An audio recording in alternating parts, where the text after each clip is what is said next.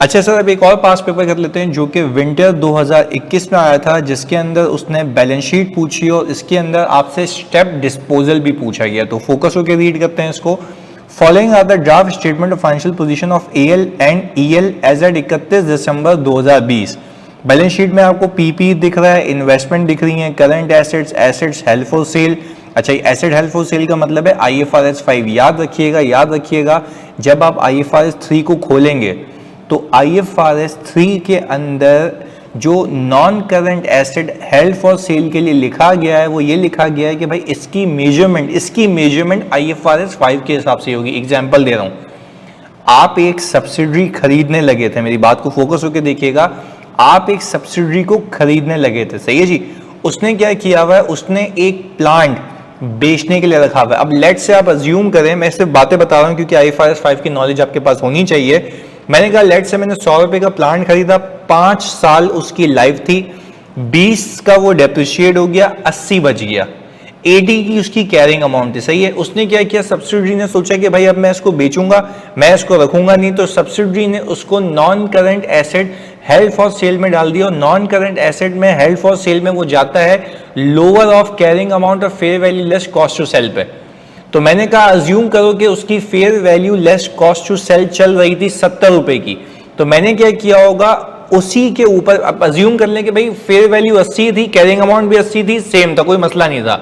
But yes, due to cost to sell वो 10 रुपए की कॉस्ट टू सेल जब माइनस हुई तो वो आ गया 70 रुपए पे। तो अब मैंने क्या किया होगा, अब मैंने मतलब सब्सिडरी ने उसको 70 रुपए पे अपनी बुक्स में रखा हुआ होगा। अब मैं आ गया पेरेंट, मैंने उसको आके एक्वायर कर लिया।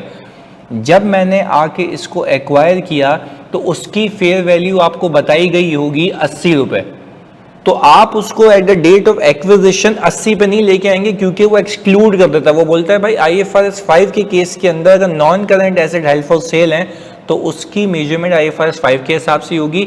आप उसको 70 से लेके 80 पे लेके नहीं आएंगे, दैट्स इट।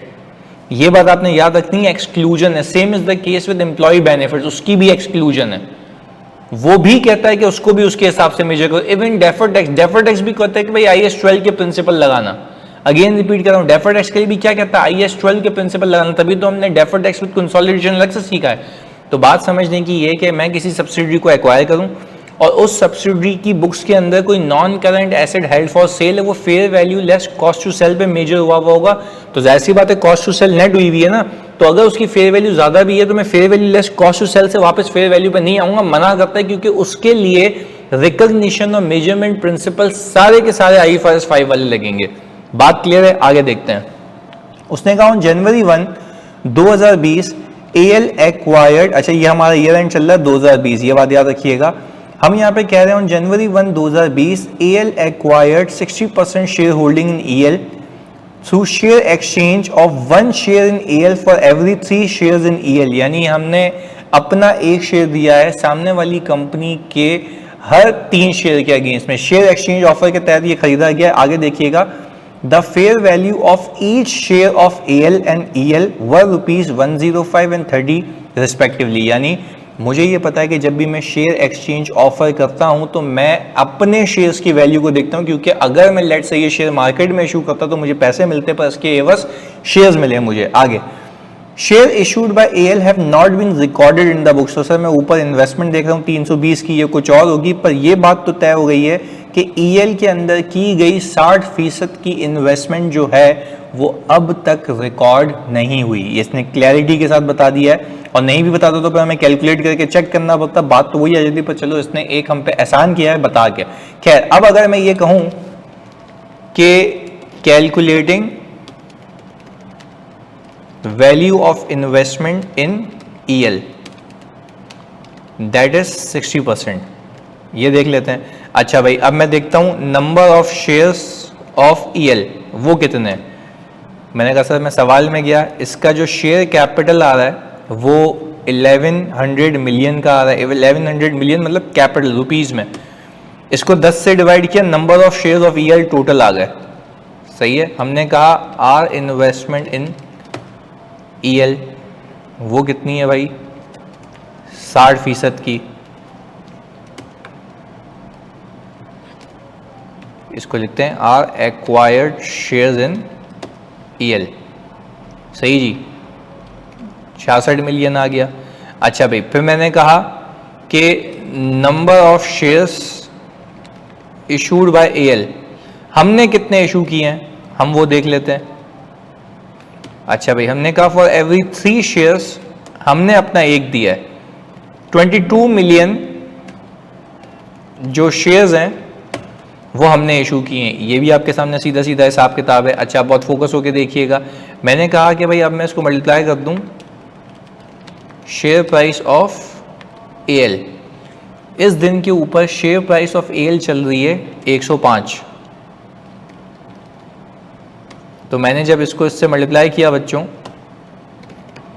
तो ये 2310 की इन्वेस्टमेंट वैल्यू आ रही है जो कि रिकॉर्ड नहीं हुई। इसकी एंट्री में यहां बना देता हूं, investment debit share capital credit, ये एंट्री बननी चाहिए थी जो कि नहीं बनी है, और शेयर प्रीमियम क्रेडिट। अच्छा, इन्वेस्टमेंट तो इतने से ही आ जाएगी। हमने कहा 22 मिलियन को 10 से करो तो ये आ गया, और आप अगर सर 22 मिलियन को 95 से करें तो ये आ गया। तो कुल मिला के हमारे पास 2310 की इन्वेस्टमेंट है जो कि रिकॉर्ड होनी चाहिए थी। ये इन्वेस्टमेंट रिफ्लेक्ट कर रही है सब्सिडरी के एसेट्स और लायबिलिटीज, जो कि मैं इसको हटा के उसके एसेट्स लायबिलिटीज लेके आऊंगा, बकाया एनसीआई को दे दूंगा, जो नॉर्मल प्रोसीजर होता है हमारा कंसोलिडेशन का।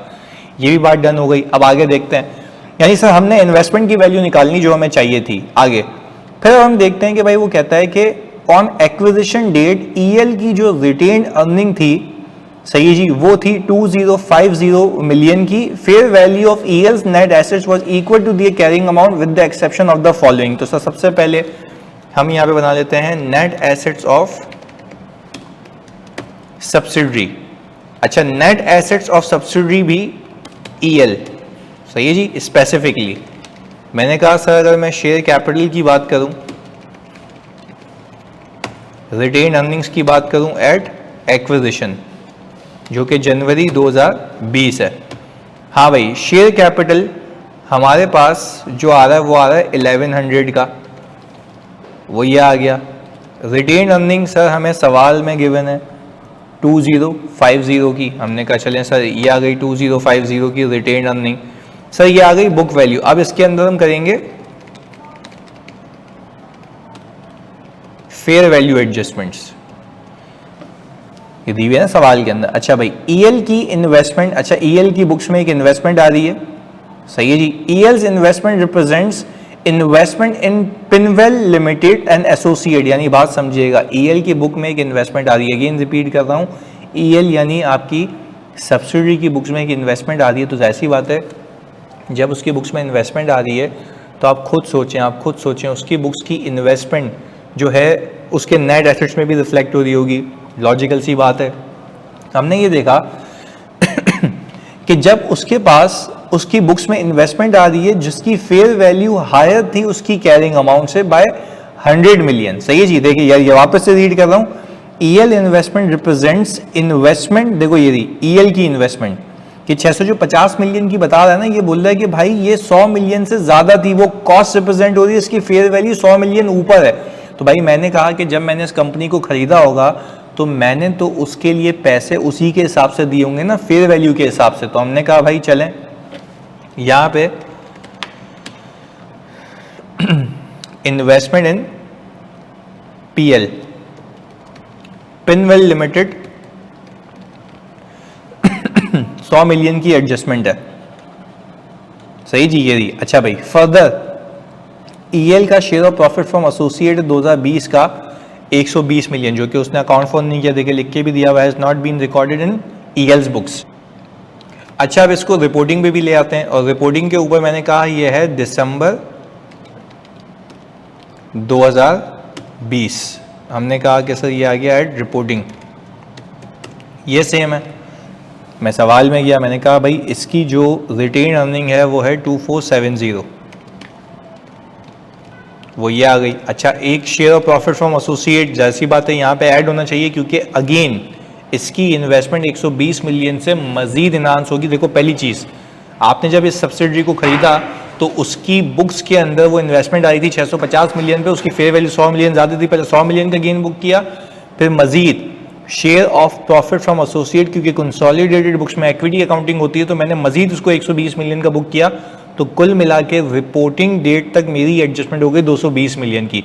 ये गुडविल से नेट ऑफ होगी क्योंकि मैंने ये महंगा पैसा पे किया, ज्यादा पैसे पे किए, सब्सिक्वेंटली मेरा गेन है क्योंकि एक्विजिशन के बाद ही मेरी कमाई होती है, चाहे उस कंपनी की इटसेल्फ कमाई हो या उस कंपनी की गई इन्वेस्टमेंट्स में से कमाई हो, तो वो कमाई पोस्ट एक्विजिशन ही आती है। ये हमने यहाँ पे एक रिकैप और रिकॉल कर लिया। आगे देखिएगा, हमने कहा था सवाल के अंदर, इसके बाद fair value of assets held for sale was higher than the carrying amount by ₹15 million because of cost to cell.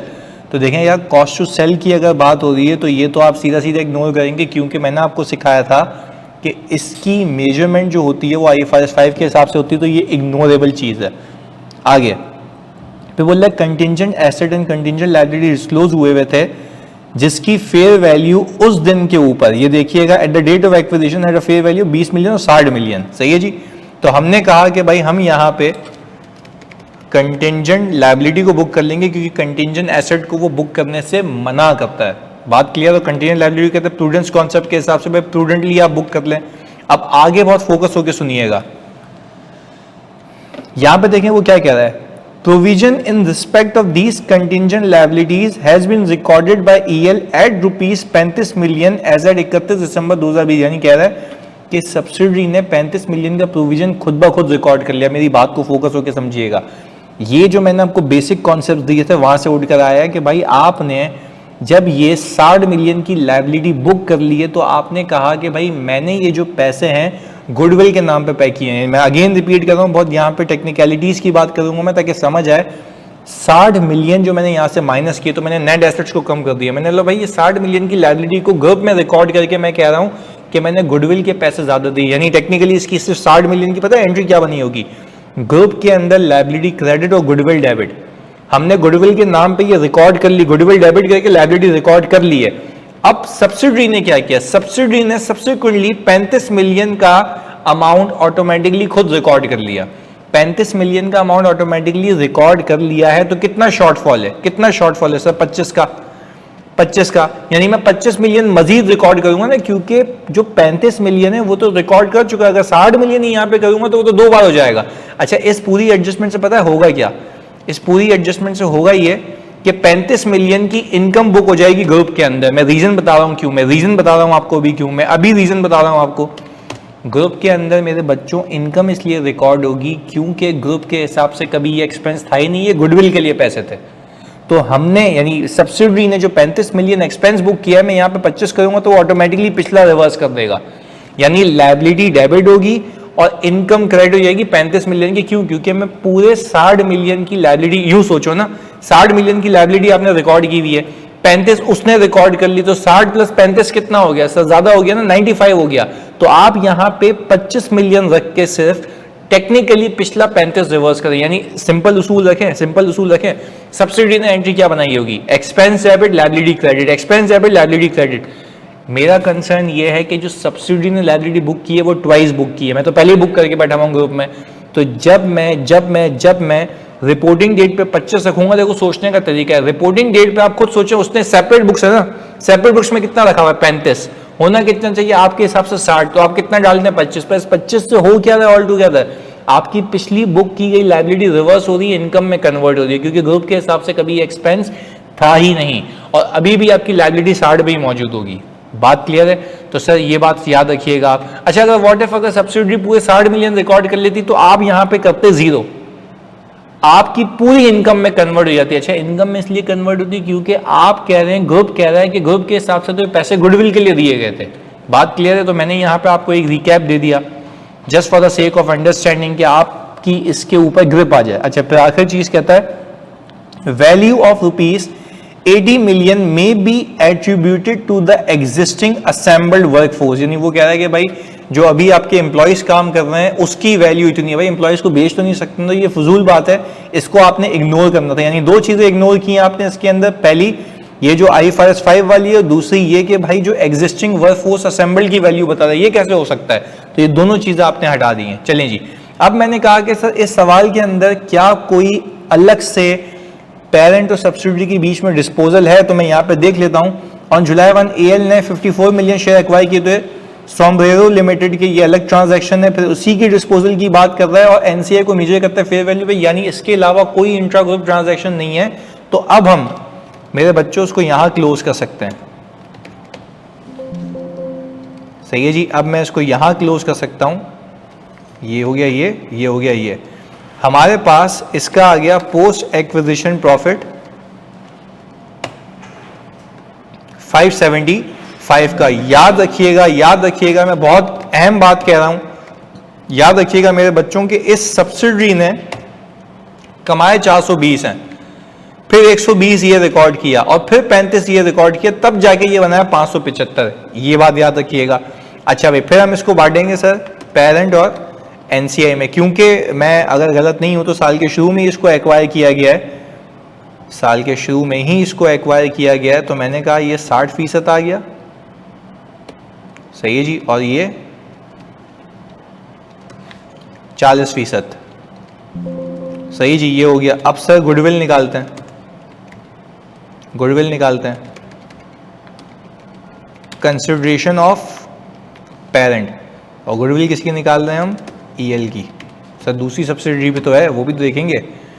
अच्छा, गुडविल निकालने के लिए you need amount of parent entity consideration, जो कि रिकॉर्ड ही नहीं हुई थी। फिर fair value of NCA. Sir fair value of NCA क्यों, क्या हो गया आपको?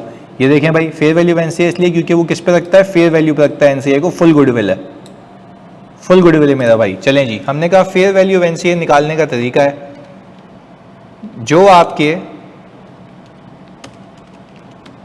110 शेयर्स हैं, 110 मिलियन शेयर्स हैं, उसको 40% से मल्टीप्लाई करके आप देखें कि आपकी सब्सिडरी की शेयर प्राइस कितनी थी इस दिन? 30। तो आपने कहा 1100 डिवाइडेड बाय 10 इंटू 40% इंटू 30, तो ये 1320 की फेयर वैल्यू ऑफ एनसीआई आ गई। ये आ गई फेयर वैल्यू ऑफ बिजनेस। सही है जी। नेट एसेट्स पे आ जाएं। Net assets, sir net assets मैंने रखे पूरे, और मेरे पास ये आ गई गुडविल 440 की। अगेन देख लेता हूँ, 2310 आ गया, और तो कोई कंसिडरेशन नहीं है दैट आई हैव टू पे। 2050 हो गया, ओके। 100 आ गया, 120 मिलियन आ गया, और सब्सिक्वेंटली 35 हो चुका है। सही है जी। अच्छा, अब हमारे पास फेयर वैल्यू एनसीए देख लेते हैं। 1100 divided by 10, number of shares आ गया 40, और सब्सिडरी की प्राइस चल रही है 30, तो ये एग्जैक्टली मैच है। चलें जी, ये हो गया यहाँ तक का हिसाब किताब। 440 की गुडविल आ गई। अच्छा भाई, अब एनसीआई की देख लेते हैं। फेयर वैल्यू ऑफ एनसीआई, हाँ भाई, फेयर वैल्यू ऑफ एनसीआई तो ये रही at the date of acquisition, और हमने कहा पोस्ट एक्विजिशन प्रॉफिट, वो ये रहा। इसमें कोई इम्पेयरमेंट की बकवास नहीं है, तो ये आ गया। ये भी हम ईएल की बात कर रहे हैं, ये भी हम ईएल की बात कर रहे हैं। और अब हम बात कर लेते हैं भाई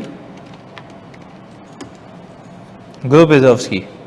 अच्छा भाई, ग्रुप रिजर्व्स के अंदर मैंने कहा सबसे पहले रिटेन अर्निंग्स ऑफ पेरेंट। तो retained earning of parent entity आपको यहाँ पे बखूबी दिख रही है, 3500।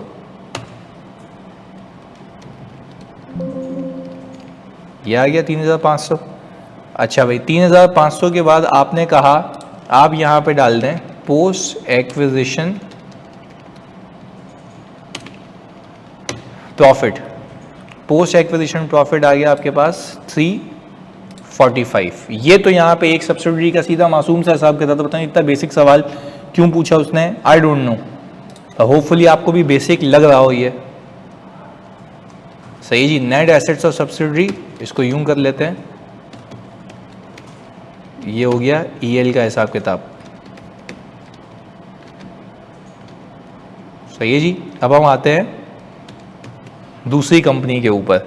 On July 1, 2017 AL had acquired 54 million shares of ₹10 each of SL Limited, representing 90% shareholding at a cash consideration of ₹870 million। Cash consideration मैंने 870 million की दी थी और 90% की होल्डिंग एक्वायर की है, जिसके टोटल नंबर ऑफ शेयर्स मुझे मिले थे 54 मिलियन। तो सर मैंने यहाँ पे नाम लिख दिया SL लिमिटेड, तो मैंने कहा यहाँ पर एक्विजिशन डेट क्या है भाई, जुलाई 1 2017, जुलाई 2017। सही जी, ये हो गया। एड एक्विजिशन हो गया। शेयर कैपिटल, प्लीज फोकस होकर देखिएगा करता क्या हूँ मैं यहाँ पे। 54 मिलियन जो है वो 90% को शो कर रहा है, उसको मैंने 10 से मल्टीप्लाई किया तो 600 मिलियन का शेयर कैपिटल आ गया। सही है जी। और रिटेन अर्निंग देख लेते हैं। रिटेन अर्निंग सवाल में दी हुई होनी चाहिए। The fair value of net assets was equal to the carrying amount. सही है जी। अच्छा, एसेट्स गुडविल, अच्छा बोल रहे on the date of acquisition fair value of net assets was equal to, यानी कोई फेयर वैल्यू एडजस्टमेंट भी नहीं है माशाल्लाह, चलो गुड है। और गुडविल जो है 2019 तक, यानी 2020 चल रहा है ना, 2019 तक इम्पेयर हो चुकी थी कितने से सर, हमारी गुडविल इम्पेयर हो चुकी थी 30 मिलियन से। खैर रिटेन अर्निंग यहाँ पे दी हुई है जुलाई 1 2017 की, वो है 250 मिलियन की। तो हमने कहा कि सर ये तो हिसाब किताब यहाँ पे ऐसे आया होगा, ये आ गया। अच्छा भाई, इसमें कोई फेयर वैल्यू एडजस्टमेंट नहीं है तो हिसाब किताब है सीधा। अब मैंने कहा सर ईएल के बाद ये तो एसएल है और हम यहाँ पे एसएल का काम कर लेते हैं अलग से। तो मैंने कहा कंसिडरेशन ऑफ पेरेंट उस वक्त कितनी थी, आपने कहा कि भाई कंसिडरेशन थी 870 मिलियन की, ये आ गई। Fair value of NCI, fair value of NCI आपने कहा सर इसको 10 से डिवाइड करें, नंबर ऑफ शेयर आ गए यानी 60 मिलियन आ गए, आपने इसको 10% किया और आपने कहा कि भाई इस दिन फेयर वैल्यू इस कंपनी के एक शेयर की कितनी चल रही थी, एसएल की 13। तो ये आ गई हमारी fair value of NCI at the date of acquisition. हमने कहा नेट एसेट्स, नेट एसेट्स आ गए हमारे 850 के, 98। इम्पेयरमेंट आ गई आपकी 30 की जो उसने ऊपर बताई थी,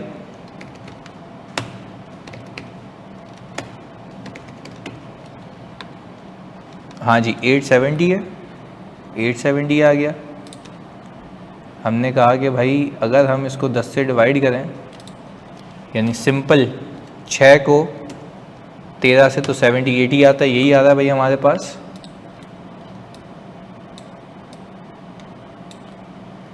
ये आ गई हमारे पास नेट गुडविल।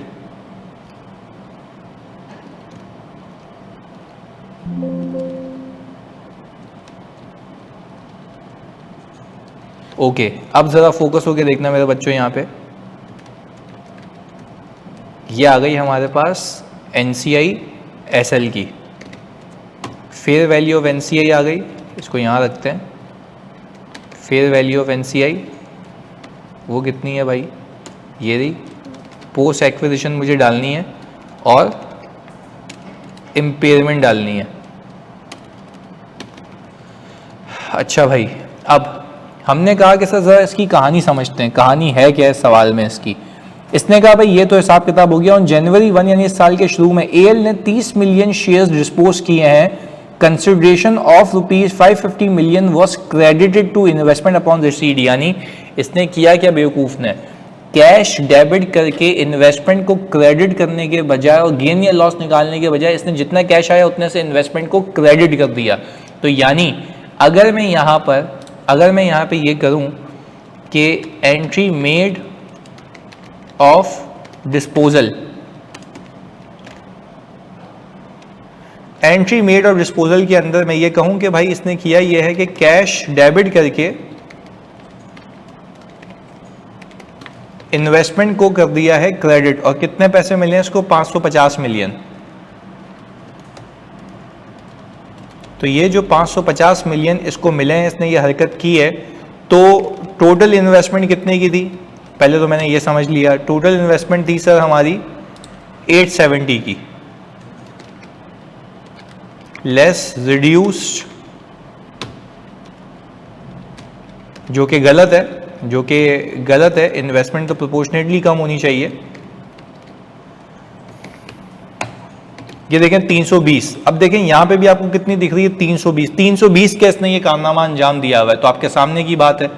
चलें जी, हमने ये भी आपको यहाँ से मैच करा दिया कि ये 320 की हरकत ये हुई हुई है। खैर, पर अगर मैं यहाँ पे कहूँ कि एंट्री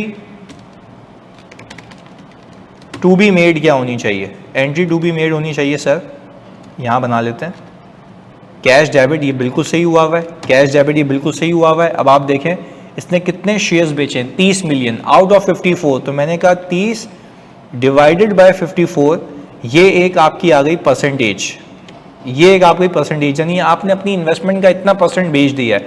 तो मैं सिंपल अपनी इस इन्वेस्टमेंट को जो मैंने सेपरेट बुक्स में इनिशियली रखी होती, इससे मल्टीप्लाई कर दूं अगर, तो इतने से मेरी इन्वेस्टमेंट डी रिकॉग्नाइज होती, इतने से मेरी इन्वेस्टमेंट डी रिकॉग्नाइज होती, और सर मेरे पास गेन आता कितने का, 67 का, 67 का मेरे पास गेन आता। तो मैंने कहा सर ये एंट्री बननी चाहिए थी, ये एंट्री बननी चाहिए थी, अगेन रिपीट कर रहा हूं, ये एंट्री बननी चाहिए थी।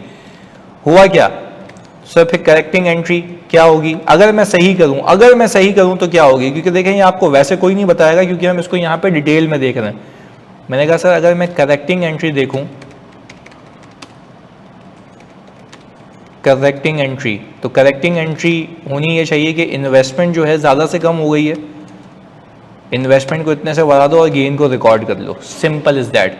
यानी आपकी इन्वेस्टमेंट उड़ के इतने से इतने पे आ जाएगी 387 पे, और अगर मैं देखूं तो 870 में से 483 माइनस तो 387 ही आना चाहिए। तो खैर ये मैंने आपको ओवरव्यू दे दिया कि 67 का गेन आपके ग्रुप रिजर्व में आ जाना चाहिए था, जो कि अब नहीं है। मेरी बात को याद रखना, तुम लोगों को समझाने के लिए पूरा मैपिंग की है।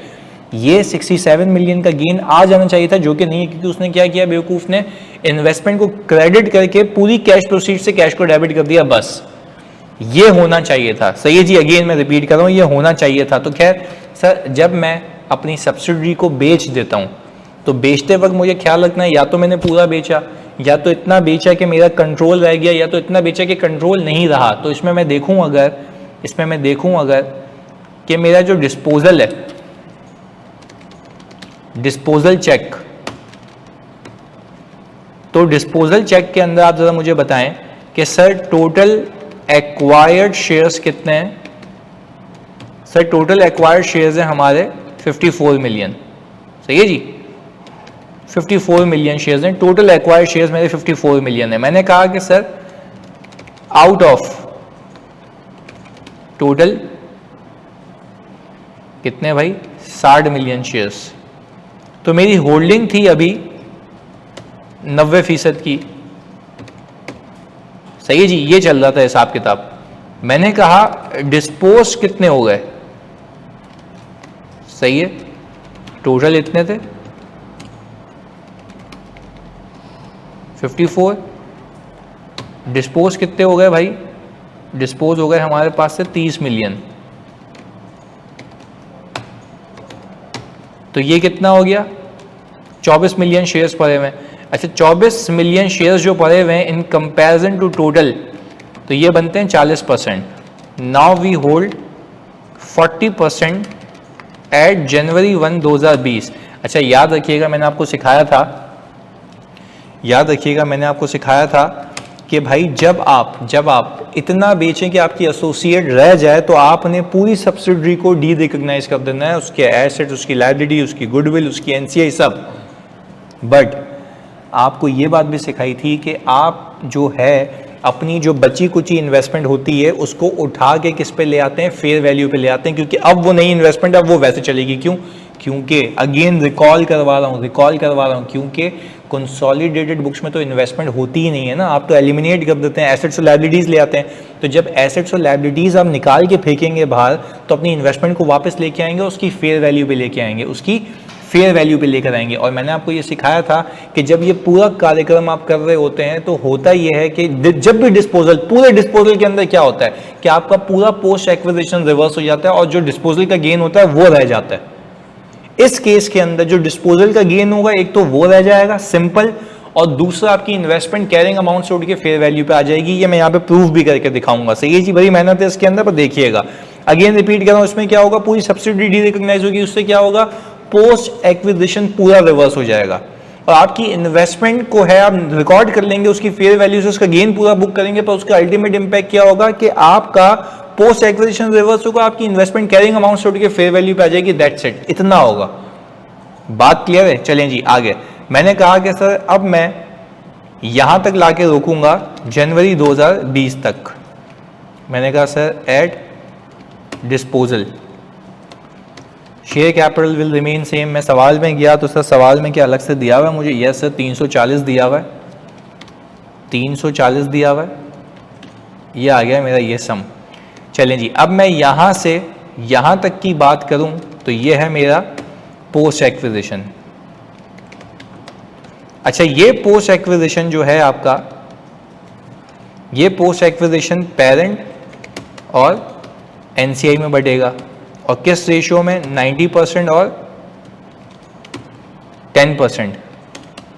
सर 10% क्यों भाई? रेशियो यही है ना, बेचने से पहले तो 90 और 10 है ना। तो अगेन 340 की अमाउंट मैं देख लूँ, सही है, बिल्कुल सही है, यही है, एग्जैक्ट है। आगे जी अब हमने कहा कि भाई ये तो यहाँ तक का बंटवारा हो गया ना।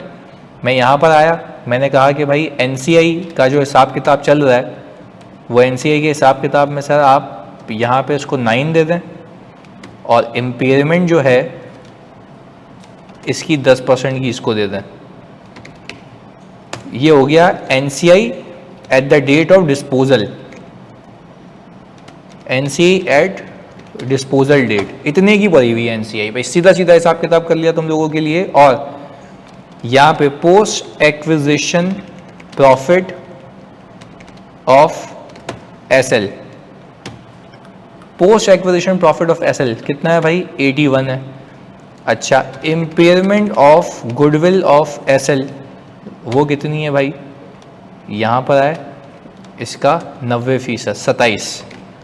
अच्छा जब सब्सिडी बिक जाती है ना तो आपको पता है ना कि सब्सिडी बिकती है तो उसका जब सेपरेट बुक्स का गेन है सिर्फ वो रह जाता है जो कि इस बेवकूफ़ ने बुक ही नहीं किया हुआ, सिर्फ वो रह जाता है। और सब्सिडी के कंसोलिडेटेड का जितना भी मवाद होता है सब वाइप ऑफ हो जाता है बुक से। अभी हम करके देखेंगे, सही जी, याद रखिएगा। खैर ये तो हो गई कहानी नॉर्मल। अब मैं बेचूंगा इस कंपनी को, याद रखिएगा सेपरेट बुक्स के अंदर कोई गेन बुक नहीं हुआ हुआ, याद रखिएगा सेपरेट बुक्स में कोई गेन नहीं बुक हुआ हुआ। उसने सिंपल ये एंट्री बनाई है, ये वाली मैंने आप लोगों के लिए जानबूझ के बनाई है, ये एंट्री बनाई है, याद रखिएगा। आगे मैंने कहा चले सर अब आगे का काम क्या है? हमने कहा सेपरेट बुक्स गेन, सही है जी। आपने कहा कंसिडरेशन इन्वेस्टमेंट,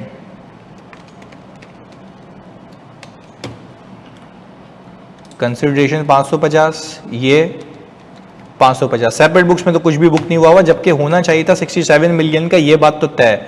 अब हमने कहा आए sir consolidated books gain, consolidated books gain. अच्छा भाई हमने कहा कंसिडरेशन तो सेम ही रहेगी ना ग्रुप के हिसाब से, पर ग्रुप के हिसाब से आप इन्वेस्टमेंट निकालते हैं या एसेट्स और लायबिलिटीज? सर एसेट्स और लायबिलिटीज। तो मैंने कहा नेट एसेट्स मेरे इस दिन पे कितने हैं भाई? अच्छा सर आपने तो कुछ बेचा ना, 40% तो रह गई भाई, ग्रुप तो पूरा डी रिकॉग्नाइज होगा ना, 100% निकालोगे। मैंने कहा sir goodwill, goodwill goodwill goodwill कितनी है भाई? ये रही, ये भी आप डी रिकॉग्नाइज करें, एसेट्स है ना, क्योंकि एसेट्स ज़्यादा है लायबिलिटीज कम है तो नेट एसेट्स भी नेगेटिव होगा, ये भी। अब एनसीआई इक्विटी कॉम्पोनेंट है। अच्छा मैंने फिर सिखा रहा हूँ, बेसिकली एनसीआई जो बनता है, अगेन रिपीट कर रहा हूँ, एनसीआई जो बनता है वो नेट एसेट्स का प्रोपोर्शन ही होता है ना, गुडविल होती है तो वो तो अलग से मैंने यहाँ पे वाइप ऑफ कर ली है। बात समझ आ रही है? तो नेट एसेट्स में से जब आप एनसीआई को एलिमिनेट करते हैं प्लस माइनस तो सिर्फ आपका हिस्सा रह जाता है, ये समझाने की बात बता रहा हूँ। तो मैंने कहा कि भाई अगर मैं यहाँ पे एनसीआई को ये रखूँ तो ये आ गया। अच्छा फिर मैं यहाँ पे करता हूँ fair value of remaining investment. हमने कहा fair value of remaining investment. अच्छा fair value of remaining investment हम कैसे देखेंगे, जरा बात समझिएगा। मेरे पास शेयर्स कितने रह गए? 24 मिलियन, ऐसा ही ना देखें, टोटल थे 54, 30 बेच दिए, 24 मिलियन रह गए। मैंने कहा कि भाई fair value of remaining investment इस वक्त 18 रुपये का शेयर चल रहा है एक, तो मैंने कहा 432 मैंने ये बुक कर लिया। क्योंकि रीजन दे रहा हूँ, दो लॉजिक, तीन लॉजिक बता रहा हूँ। कि सेपरेट बुक्स में तो इन्वेस्टमेंट थी नहीं ना, वापस लेकर आऊँ, पर इससे हो क्या रहा है, पोस्ट एक्विजिशन इस पूरी एंट्री में रिवर्स होगा, इम्पेयरमेंट रिवर्स होगी और आपकी इन्वेस्टमेंट उसके फेयर वैल्यू पे आ जाएगी, अभी प्रूफ भी करके दिखा दूंगा। सही है जी, ये हो गया। तो मेरे पास 58 मिलियन का कंसोलिडेटेड बुक्स का गेन आ गया। सही है जी, ये आ गया 24 इंटू 18। सही जी, शेयर प्राइस, और ये रिमेनिंग शेयर्स। तो ये कुछ हिसाब किताब हो गया आपका। अच्छा, अब जरा बात समझिएगा, अब जरा बात समझिएगा। ये आ गया 58, ये आ गया 58। मैं 58 का आपको ब्रेकअप बताता हूँ, 58 है क्या। 58 में बेसिकली, अच्छा ये आप क्या करेंगे, ये आप यहाँ पे 58 पार्क कर लेंगे, कंसोलिडेटेड बुक्स गेन 58। तो सर सेपरेट बुक्स का रिवर्स क्यों नहीं कर रहा, भाई बुक ही नहीं हुआ हुआ ना, तो रिवर्स क्या करूंगा। तो अब जरा मेरी बात को फोकस होके समझिएगा, फोकस होके समझिएगा। अच्छा अब जरा ना यहाँ पे प्लीज, यार तुम लोगों के लिए रिकॉर्ड बना रहा हूँ, वरना नीड ही नहीं थी। समझ लो इस बात को, हुआ क्या है पता है, मैं जो हाईलाइट कर रहा हूँ ना, जरा उसको देखिएगा। ये एसएल से पर्टेन करता है, ये एसएल से पर्टेन करता है, ये एसएल से पर्टेन करता है ना। सिर्फ अगर मैं इसको देखूं, सिर्फ इसको देखूं, अगर मैं इसको, सही जी, ये एसएल से पर्टेन करता है ना, मैं वापस से इसको हटा रहा हूं, ये एसएल की चीजें हैं। सही जी, याद रखिएगा ये एसएल की चीजें हैं। अच्छा, इन सबको मैं अगर सम करूं तो 112 बनता है। ये देखो यहाँ पे 58 पार्क करने से इसका इंपैक्ट मैं बता रहा हूं। अगेन ये तो पेरेंट एंटिटी का अपना है ना, इसको तो भूल ही जाओ ना। ये सब्सिडरी का पोस्ट एक्विजिशन है, ये उसकी गुडविल है, ये 58 की एडजस्टमेंट है। अब याद रखिएगा, मैं आपको बता रहा था ना कि करता क्या, ये 58 पार्क करने से हुआ क्या, सुनिएगा। इस 58 में मैं आपको बताता हूं, इस 58 में हुआ क्या, ये 81 रिवर्स हुआ है, ये 27 मिलियन की जो इम्पेयरमेंट है ये भी रिवर्स हुई है। अच्छा सर ये पॉजिटिव क्यों कर दी, भाई नेगेटिव थी तो रिवर्स हो रही है ना, खत्म हो रही है, क्योंकि मैं बोल रहा हूँ ग्रुप ही नहीं था तो उसकी इम्पेयरमेंट रख के क्या करूंगा। ये पोस्ट एक्विजिशन खत्म हो रहा है, ये पोस्ट एक्विजिशन खत्म हो रहा है, और आपकी इन्वेस्टमेंट उड़ के किस पे आ रही है सर, फेयर वैल्यू पे आ रही है। अगेन रिपीट कर रहा हूं, आपकी इन्वेस्टमेंट उड़ के किस पे आ रही है, फेयर वैल्यू पे आ रही है। तो अगर मैं इन दोनों का डिफरेंस देखूं तो देखिए 54 नेगेटिव आ रहा है, इन दोनों का डिफरेंस देखूं तो 54 क्या आ रहा है, नेगेटिव आ रहा है। बहुत फोकस होकर देखिएगा, अभी भी और भी चीजें बाकी हैं इसमें। अच्छा अब मैंने कहा इसके अलावा अगर आप देखें तो आपकी इन्वेस्टमेंट जो है किस पे उड़ के आएगी, अगेन रिपीट कर रहा हूं, फेयर वैल्यू पे। तो आप ये जरा देखें, मेरी बात को समझें। आपने यहाँ पे अपनी इन्वेस्टमेंट को 320 पे रखा हुआ था, 320 पे रखा हुआ था।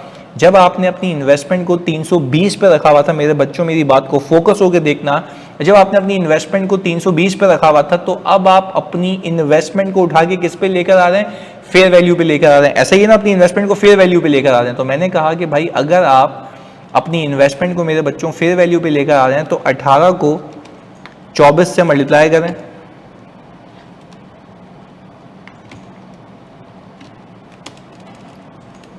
ये आ गया 18 को 24 से, ये गेन बुक हुआ, 18 को 24 से मल्टीप्लाई किया, ये फेयर वैल्यू थी ना, और मैंने कैरिंग अमाउंट से कंपेयर किया। अच्छा अगर इसकी सही कैरिंग अमाउंट होती मेरे बच्चों, सही वाली कैरिंग अमाउंट होती, तो वो कौन सी होती। आप कहते हैं भाई इसकी सही वाली जो कैरिंग अमाउंट है ना, वो ये होती जो मैं यहां पे निकाल रहा हूं आपके लिए, 870 माइनस 483, ये होती। तो ये आपका आता fair value gain on remeasurement. अच्छा मैं प्लीज फिर रिपीट कर रहा हूँ, ये 58 का ब्रेकअप बता रहा हूँ, 58 कर क्या रहा है, इंपैक्ट बता रहा हूँ तुम लोगों को, जो कि ये 112 का इंपैक्ट, यानी कुल मिला के अगर मैं यहाँ पे कर रहा हूँ तो ये 112 बन रहा है ना, तो इसकी तुम्हें वजाहत कर रहा हूँ, अकासी करके बता रहा हूँ। क्या है ये हो गया, और दूसरा सेपरेट बुक्स का गेन रह जाएगा, वो कितना है भाई, सेपरेट बुक्स का गेन जो हमने निकाला था 67 मिलियन का। अच्छा अब जरा मैं इसको सम करूं तो देखें 58 बनता है आपके सामने, देखें ये 58 में, देखें वैसे तो आपका दिमाग यहां तक नहीं पहुंचेगा कि भाई ये हो क्या रहा है, पर अगेन ये 58 की एडजस्टमेंट पार्क करने से हो क्या रहा है, ये 81 पोस्ट एक्विजिशन रिवर्स हो रहा है। सही है जी, इंपेयरमेंट रिवर्स हो रही है, इंपेयरमेंट रिवर्स हो रही है। सही है जी, फेयर वैल्यू गेन बुक हो रहा है, क्योंकि कैरिंग अमाउंट से फेयर वैल्यू पे जा रहे हो, सेपरेट बुक्स का गेन बुक हो रहा है, यानी ये दो चीजें बुक हो रही हैं, दैट्स इट, ये दो चीजें बुक हो रही हैं। देखो मेरे बच्चों, देखो मेरे बच्चों, ये दोनों का सम, ये दोनों का सम है, वो क्या आ रहा है, 112 ही आ रहा है। देख लो करके देख लो, इन दोनों का सम कितना आ रहा है मेरे बच्चों, 112 ही आ रहा है, 112 आ रहा है ना आपके सामने, तो देखो ये 112 ही रह गया, पर ये 58 पार किया तो 112 रह गया, यानी होना भी 112 चाहिए था, यानी ग्रुप खत्म हो गया, इन्वेस्टमेंट फेयर वैल्यू पे रिकॉर्ड हो गई, सेपरेट बुक का गेन रह गया, दैट्स इट, जो होना भी चाहिए था बस। तो ये तुम लोगों के लिए एक ब्रेकअप है फॉर अंडरस्टैंडिंग, और ये तुम्हें कोई नहीं बता सकता, मैं अगेन रिपीट कर रहा हूं क्योंकि ये इमेंस ग्रिप के बाद ही आता है, तो इसको फोकस होकर देख लेना। ये चीजें मैंने तुम लोगों के लिए ब्रेकअप बना दिया कि ये हुआ है, सही है जी, और इनका जो सम है वो इक्वलेंट टू 112 है, और यही आ रहा है 112 यहाँ पे, सही है जी। तो अब अगर मैं अच्छा यहाँ पे 0 हो जाएगा, ओनली SL, मैंने ये कर लिया, सही है। ये तुम लोगों के लिए ब्रेकअप है, सॉर्ट ऑफ सिर्फ समझने के लिए, एग्जाम में इतना दिमाग नहीं चलाना, सिर्फ समझाने के लिए था ये कि ये हो रहा है इसमें। 58 की एडजस्टमेंट ये है, 58 is the breakup of all these things, ये समझाना चाह रहा था। खैर आगे मैंने कहा कि सर चलें, ये भी बात हो गई, ये भी बात हो गई, 58 भी पार्क हो गया, यहाँ तक सुकून आ गया हमें। और 58 पार्क होने के बाद अगेन रिपीट कर रहा हूँ, ये 66 यानी 67 मिलियन का गेन भी बुक हो गया, और ये सेपरेट बुक्स का जो फेयर वैल्यू पे लेके आ रहा हूँ इन्वेस्टमेंट को, अब मेरी इन्वेस्टमेंट समझो नॉर्मल हो गई, ग्रुप डी रिकॉग्नाइज हो गया, पोस्ट एक्विजिशन पूरा रिवर्स हो गया, इन्वेस्टमेंट फेयर वैल्यू पे आ गई, गेन बुक हो गया, सेपरेट बुक का रह गया जो होना चाहिए था, कहानी खत्म, ये हिसाब किताब हुआ है। अच्छा सर अगर यहाँ पे तो आपने 58 की एडजस्टमेंट की, अगर ये 67 मिलियन बुक हुआ होता तो क्या आप ये 58 मिलियन की एडजस्टमेंट करते, या इस गेन को आप कंपेयर करते 60 नेट करते, मैं नेट करता है यहाँ पर, मैं नेट करता है यहाँ पर, सही है जी, पर इसमें क्या हुआ ही नहीं था, तो इसलिए हमारे वरना हम क्या करते हैं, कंसोलिडेटेड बुक के गेन को सेपरेट बुक के गेन से कंपेयर करते हैं और फिर एडजस्ट करते हैं। यहाँ पे क्योंकि 0 था तो इसलिए मैंने पूरा पार्क कर लिया, तो इसका ये इंपैक्ट है। आगे मैंने कहा सर अब आगे कह रहा है कि भाई ये बेचा था उसने जो कि क्रेडिटेड हो गया था इन्वेस्टमेंट्स के अंदर, ये हो गया अक्टूबर 1 की फिर बात हो रही है, फर्दर उसने 9.6 मिलियन बेचा, पर सर अब तो ये एसोसिएट बन गई ना, अब तो ये एसोसिएट बन गई, अक्टूबर 1 2020, अक्टूबर 2020, सही है जी। हमने कहा एट डिस्पोजल, ये 600 रहा। अच्छा अब मुझे इक्विटी अकाउंटिंग करनी है माशाल्लाह से, अब हमने कहा कि भाई इस वक्त 385 मिलियन की इसकी जो है वो रिटेन अर्निंग है। अच्छा अब पोस्ट एक्विजिशन जो है ये 45 है, पोस्ट एक्विजिशन ये 45 है। अच्छा मैं शुरू से लेकर नहीं अब आगे का देख रहा हूँ क्योंकि आगे मेरी एसोसिएट है। अच्छा अब मैंने क्या किया, इसके ऊपर जो परसेंटेज लगाई वो आई बिलीव मैंने निकाली हुई है 40%, 18 मिलियन, सही है जी। अच्छा इसने क्या किया हुआ है, शेयर्स बेचे, एल स्टिल रिटेन सिग्निफिकेंट इन्फ्लुएंस, वो देख लेते हैं कि भाई अभी भी एसोसिएट है। कंसिडरेशन 208 मिलियन की आई है जो कि क्रेडिट हो गई थी रिटेन अर्निंग में अपॉन रिसीड, माशाल्लाह एक और भंड मार दिया, एक और भंड मार दिया इन्होंने क्या किया, फिर एरर किया है,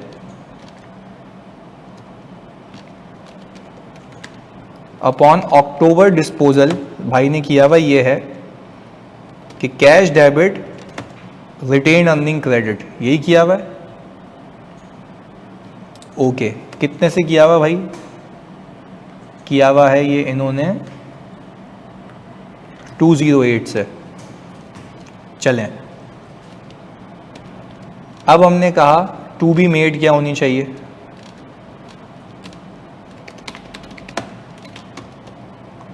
टू बी मेड में इन्वेस्टमेंट क्रेडिट होके सही जी गेन या लॉस आना चाहिए। अच्छा कैश तो सही है, मैं मानता हूँ ये बिल्कुल सही हुआ है। अब इन्वेस्टमेंट की बारी है, इन्वेस्टमेंट की बात कर लेते हैं, आ जाएं, इसके आगे लेके चलूँगा ना, घसीडूंगा इसके आगे इसको। रिमेनिंग इन्वेस्टमेंट यानी रिमेनिंग शेयर्स कितने थे भाई, 24, डिस्पोज्ड फर्दर 9.6,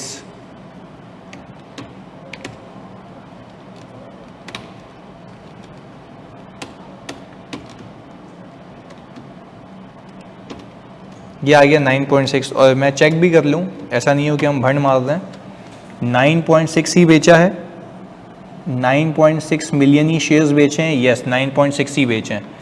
ओके तो अब हमने कहा रिमेनिंग होल्डिंग कितनी है, इसको हमने डिवाइड कर दिया 60 मिलियन से, तो 24% की होल्डिंग हम रख के बैठे हैं अभी स्टिल, यानी स्टिल हमारी एसोसिएट है, सही कह रहा है वो, सिग्निफिकेंट इन्फ्लुएंस आपने गवाया नहीं है। बट अब मैं अगर यहाँ पे इन्वेस्टमेंट को निकालने की बात करूँ तो मेरे पास इन्वेस्टमेंट जो थी ना मेरे बच्चों में, इस पे लेकर आ गया था। बहुत फोकस होकर देखना, यहाँ पे तुम्हें सिखाने के लिए कर रहा हूँ। ये इन्वेस्टमेंट 432 पे आ गई थी रीवैल्यू के, क्योंकि देखो रीवैल्यूएशन गेन भी बुक किया था मैंने, 432 पे आ गई थी। तो 432 को मैं मल्टीप्लाई करूंगा, सही जी, क्योंकि प्रोपोर्शनेटली डिस्पोज किया ना मैंने। तो मैंने कहा कि भाई मैं इसको 9.6 से मल्टीप्लाई करूंगा और डिवाइड कर दूंगा 24 से। तो मैंने इतने की इन्वेस्टमेंट को फिर डी रिकॉग्नाइज किया। अगेन मैं यहाँ पे ये वर्किंग भी करके दिखा देता हूँ तुम लोगों को कि यहाँ पे हो ये रहा है कि भाई मैंने इन्वेस्टमेंट रखी थी अब कितने पे, सब कुछ कर कराने के बाद 432 के ऊपर। अच्छा 432 इज द रिप्रेजेंटेशन ऑफ 40%। मैंने कहा कि भाई अब इसमें से मैंने 9.6 मिलियन बेच दिए हैं आउट ऑफ माय रिमेनिंग 24। तो मैंने कहा भाई 9.6 million out of my remaining 24 बेच दिए, तो ये चला गया, मेरे पास ये अमाउंट आ गई। अच्छा अब मेरे ख्याल से ये भी गलत किया है मैंने, रुकिएगा क्यों, क्योंकि पोस्ट एक्विजिशन भी तो मैंने पार करना है ना, 18 के बाद है, 18 के बाद है। तो ये एक गलती की हमने यहाँ पे। अब मैं यहाँ पर पहले इस पोस्ट एक्विजिशन को पार करूँ,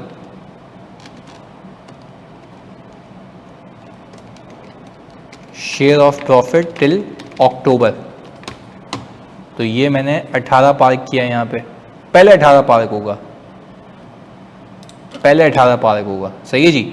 अच्छा अब मैंने कहा मेरी जो इन्वेस्टमेंट मेरी किताबों में आ चुकी थी, मेरी इन्वेस्टमेंट जो मेरी किताबों में आ चुकी थी वो 18 को प्लस करके आई थी ना। तो मैंने कहा कि सर 432 तो मेक सेंस, पर इसमें 18 भी प्लस करें, और इसमें जो आपने 18 प्लस किया अब इसको बेचें। अब आ गया ये 28 का गेन आपका, सही है जी। तो इसमें प्लस 18, तो ये हिसाब किताब यहाँ पे अच्छा हो गया आपका, सही जी। आई होप आपको यहाँ दिख नहीं रहा, बिल्कुल ऐसा नहीं दिख रहा, पर हम इसको यहाँ कर लेते हैं। अब आई थिंक विजिबल है, ओके। ये आ गया हिसाब किताब यहाँ पे बेचने बचाने का। खैर अब मैंने कहा कि सर अब मैं आ जाऊँ दिसंबर 31, 2020 पे, तो एड रिपोर्टिंग आ गया, दिस विल रिमेन सेम। अब हम जाके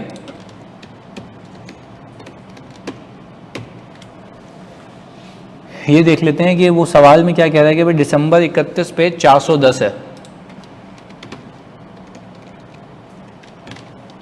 ये आ गई पोस्ट एक्विजिशन। अब यहाँ से यहाँ तक का आ गया। अब मैं चेक करूँ कि मेरी होल्डिंग कितनी थी भाई, मेरी होल्डिंग थी 24% की, तो ये 6 आ गया। चलें जी, अब हमने कहा कि भाई अब हम यहाँ पे सर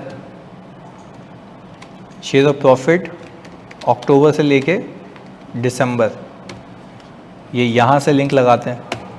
अच्छा बट एक और चीज़, आपने जो पहले गेन बुक किया हुआ था उसको भी तो रिवर्स करेंगे ना, रिवर्सल ऑफ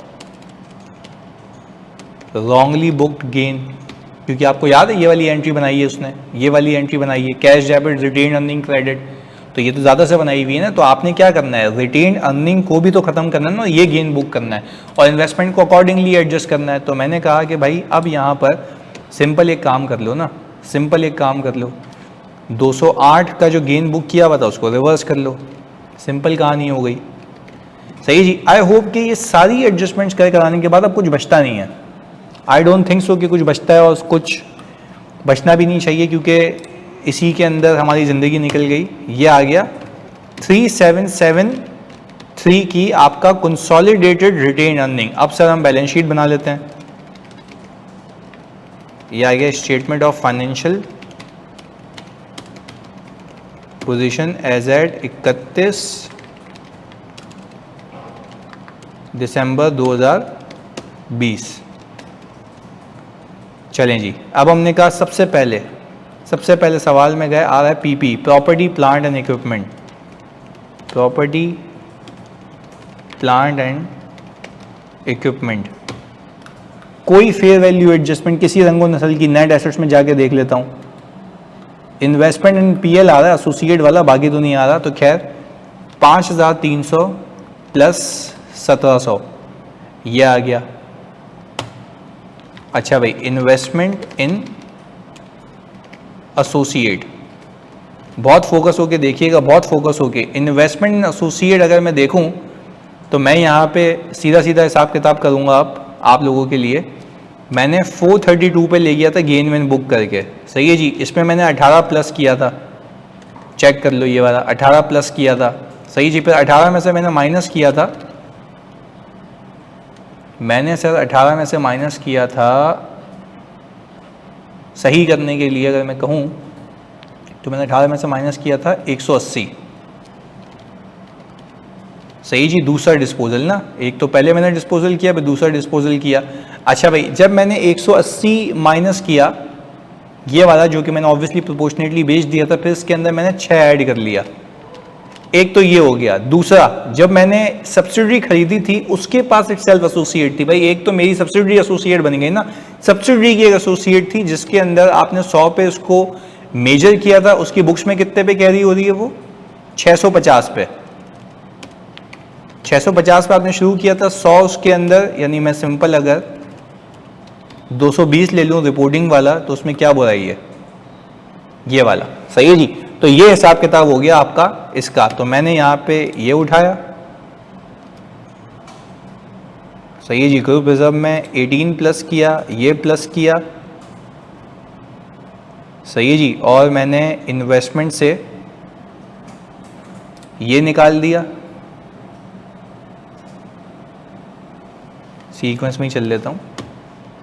432 से शुरू किया था, उसमें 18 प्लस किया, 180 माइनस किया, फिर 6 प्लस किया, और फिर मैंने सवाल से 650 को पिक किया, और 650 में मैंने ये 250 पार्क कर लिया, सही है। ये आ गया 1146 की इन्वेस्टमेंट एसोसिएट। दो एसोसिएट्स है इसमें, हमने एक लाइन आइटम में दिखाई हुई है। करंट एसेट्स,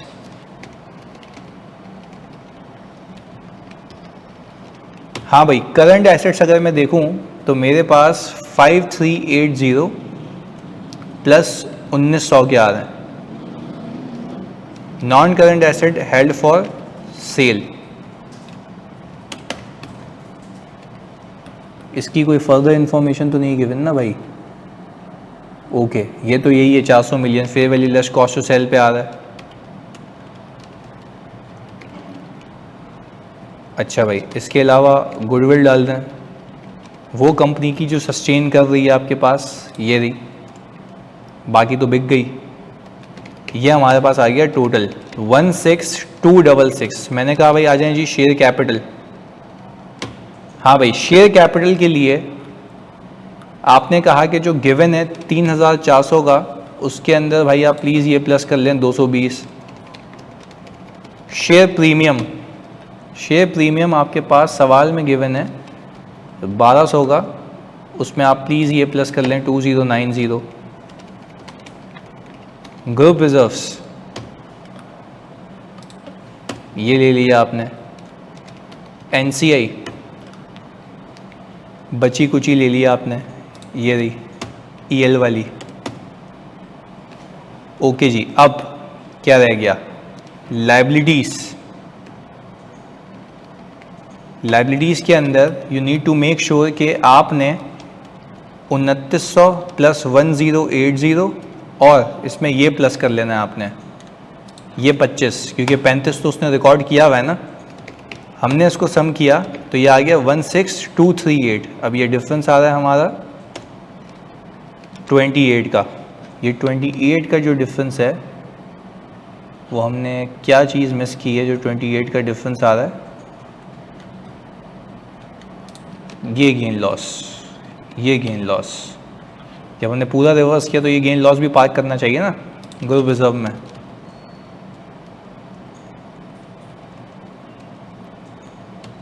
ये रहा जी gain on disposal of associate 28। तो जब हमने ये सही किया तो होपफुली मेरा बकाया हिसाब किताब सही हो जाना चाहिए, और ये हो गई आपकी बैलेंस शीट मैच। तो yes, that was a quite bit tricky question. तो ये अगर आप ऐसे प्रैक्टिस करते रहेंगे तो आपकी कंट्रोल में आ जाएगा। जज़ाकल्लाह।